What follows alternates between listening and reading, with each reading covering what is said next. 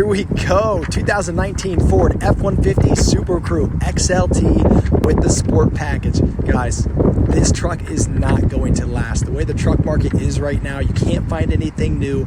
Everyone's going to pre-owned. This one's slightly pre-owned with only 19,000 miles. Let's check this out. I love this grille because it's painted to match the body. So this color is called magnetic gray. Passenger side, love those assist steps. Hard trifold cover, rear sliding glass, 2.7 liter EcoBoost, not the 3.5, not the 3.0, all the power with the 2.7. Rear vision camera, drop-in bed liner, assist step for the tailgate, Husky floor liners. Here's a peek at the second row. So much space.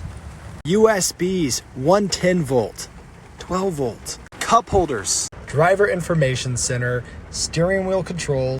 There's your Bluetooth, center console, touchscreen radio, dual climate control, heated seats, navigation, four-wheel drive controls, 12 volt and 110 here in the driver's side up front. Rear sliding glass, center console armrest, tons of storage.